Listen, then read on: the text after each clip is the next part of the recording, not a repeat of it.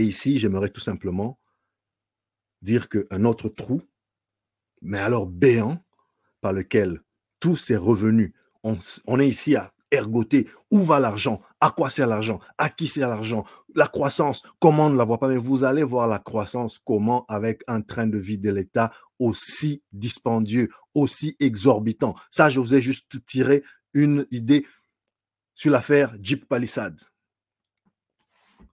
On en a tous parlé, mais aujourd'hui, on a tous oublié, n'est-ce pas? Comme toujours. Nous, on est comme ça. On est comme ça. On parle, les médias sont inondés de ça, et puis après, on oublie. Qu'est-ce que vous voulez qu'on fasse? Qu'est-ce que vous voulez que l'on fasse? Le peuple souffre trop, il a beaucoup trop de problèmes. Il ne va pas parler des palissades pendant 10 ans. Donc, il a compris qu'il s'est fait flouer, il a compris qu'il y a quelque chose qui ne va pas, il n'a pas compris les tenants et les aboutissants, on lui a dit que c'était des crédits, et puis plutôt, c'était pas des crédits, et puis si c'est des crédits, on lui a dit que c'était un don du président de la République, et puis c'était des crédits à la banque. Bon, bref, il n'a rien compris, il s'est indigné pendant, ça c'est le peuple, il s'est indigné pendant 1 jour, 2 jours, 1 semaine, 1 mois, et puis, bon, entre-temps, les enfants sont chassés de l'école, entre-temps, tu as un enfant qui meurt parce qu'il n'y avait pas de camion incendie qui est arrivé à l'heure. Bon, tu arrives à penser, tu finis par tourner la page. Tu finis par tourner la page. Tu dis, bon, ok, ils ont eu des palissades, ok, foutez-moi la paix. Foutez-moi la paix avec ces palissades-là. Même si c'est ton argent, même si c'est une dette que probablement tes enfants vont payer, si c'est sorti des fonds publics, et même si ce n'était pas sorti des fonds publics, on te doit ne fût-ce que la transparence de te dire, alors si ce n'était pas des fonds publics, c'était d'où? De qui? Qui lui a un salaire de combien? C'était un don? C'était quoi? Bon, voilà, juste comprendre. On veut juste comprendre. Bon, alors, quand le peuple congolais, on a toutes ces questions-là, et puis on est confronté au quotidien, bon, on se dit, écoutez, c'est bon, on a compris, let's move on, on évolue. Donc ça, c'est un problème. C'est un problème, le train de vie de l'État. Mais le train de vie de l'État, c'est pas seulement, on a souvent la tendance de caricaturer quand on parle du train de vie de l'État, on se dit, c'est l'exécutif, les ministres, etc., donc, institution, président de la République, la présidence, les ministres et tout ça. On se dit, c'est les législateurs, les députés et tout ça. Mais c'est pas que eux. C'est pas que eux. C'est tout l'État. Donc, tout le surplus du budget ici, là, vous allez voir. Vous allez voir où il va aller. On a déjà parlé des élections et de tout ça. Vous allez voir, par exemple, les entreprises de l'État, les entreprises du portefeuille. Vous avez peut-être suivi, je suivais encore hier dans le récent rapport je pense, le 96e Conseil des ministres, le président s'est exprimé pour un peu que tout le monde se calme parce qu'il y a de plus en plus de conflits entre mandataires des institutions publiques. Et là, quand vous regardez, il n'y a que l'argent.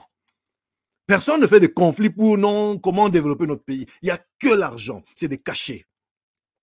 C'est les présidents, c'est le conseil d'administration qui est fâché parce que de telle boîte, de telle entreprise d'État qui est fâché parce que le cachet de présence du conseil d'administration, du PCA et de tous ceux qui participent, c'est trop peu.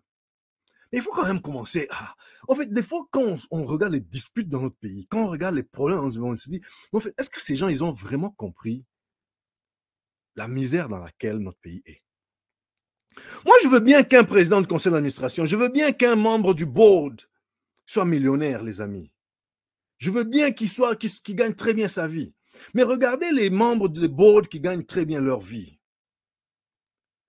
C'est des sociétés commerciales. C'est des sociétés qui peuvent vous montrer noir sur blanc combien elles ont produit. Donc, il n'est que juste que ces entrepreneurs qui ont pris le risque que vous et moi, on n'a pas pris, qui sont allés s'endetter, qui ont mis littéralement leurs mains à couper, voire plus, que eux deviennent des millionnaires parce qu'ils ont pris des actions, même si, évidemment, il y a certaines richesses qui, franchement, tu te dis, la société, elle est quand même mal calibrée parce qu'un individu, aussi intelligent, aussi risqué, aussi courageux soit-il, ne devrait jamais s'enrichir à ce niveau-là lorsqu'on considère qu'il n'y a qu'une poignée de personnes qui ont autant de richesses dans le monde entier que une poignée. Ils sont, je sais combien, peut-être 100, peut-être 200, peut-être 300. À eux seuls, ils ont autant d'argent, autant de richesses que la moitié de l'humanité. Bon, quelque part, on se dit, il y a quand même un peu de vanité dans tout ça. Mais encore, je comprends. C'est des gens qui ont des clients, à qui ils vendent des produits et des services. C'est vrai, il y a beaucoup de spéculation, etc. Mais on peut voir. Mais franchement, tu es président du conseil d'administration d'une boîte qui ne produit rien. Hein? Il y a des boîtes comme ça, là, il y a des sociétés d'État, il y a des établissements d'État, il y a des trucs un peu bizarres, Cadeco, je sais pas moi, Sofidé. Je cite comme ça, hein, il y en a d'autres. Hein? Mais franchement, quand tu regardes où est l'entreprise, tu te demandes pourquoi on doit donner 20 000 $ de cachet de présence à son PCA dans tous les trimestres. Il a produit quoi? Et ça, je vous ai juste sorti des noms comme ça en vrac, mais on peut un jour faire une analyse avec vous, parce qu'on parle Congo, les amis. Parlons Congo. Le Congo, c'est pas seulement le bavardage. Parlons Congo. Les entreprises qui contribuent au patrimoine de notre État. Regarde, suivez le dernier rapport du Conseil des ministres. Ils se sont chicanés là-bas pour l'argent. Enfin, pas les ministres, mais le président a dû remettre tout le monde, chacun à sa place, pour dire hey, arrêtez ces mauvaises habitudes-là. Cette affaire-là, c'est déjà passé. Peut-être avant, vous alliez là. Aujourd'hui, vous allez entendre tel a été mis à l'écart parce qu'il n'a pas voulu accorder un cachet de autant au conseil d'administration. Conseil d'administration en question, comme on dit chez nous, tala et belé. Ils sont à 20 dans une entreprise qui ne produit rien. Ils doivent tous venir juste prendre 2 notes et puis ils font un cachet de 5 000 chacun. Mais ayez un peu pitié de ce pays-là, non? Vous ne pouvez pas avoir un conseil de ministre, conseil d'administration réduit, un PCA et voilà, quelques membres du board mandatés. Aussi longtemps que ce sera ça notre problème, ne nous étonnons pas que les gens s'entretuent toujours pour les postes d'État chez nous. Que les partis politiques veulent toujours placer leurs pions. Au lieu de faire de la philosophie politique, au lieu d'édifier la nation, au lieu de nous apprendre c'est quoi leurs idéaux, est-ce qu'ils sont des socialistes, des sociodémocrates, des libéraux, des ceci, que l'on comprenne, ok, si on se dit libéraux, si on se dit sociodémocrates, voilà nos principes, voilà pourquoi on doit se battre. Est-ce qu'il faut plus d'écoles ou moins? Est-ce qu'il faut mieux payer les enseignants ou pas? Est-ce qu'il faut plus de riches ou pas? Est-ce qu'il faut plus de services sociaux ou pas? Ça, c'est les concepts qui vont faire, ok, que l'on sache, voilà, on est de gauche, on est de droite, on est du centre, on est des nationalistes, on est des souverainistes, on est des internes, des mondialistes. Bon, bref, qu'on se situe dans certaines cases, voire dans plusieurs cases, parce que même les clivages, même là où ça avait commencé, les clivages gauche-droite dans des démocraties soi-disant matures comme en France et autres, aujourd'hui, vous regardez, les clivages là sont dépassés, parce qu'aujourd'hui, c'est autre chose. On peut être de gauche, mais ne pas tolérer que voilà, les femmes commencent à vendre leurs utérus.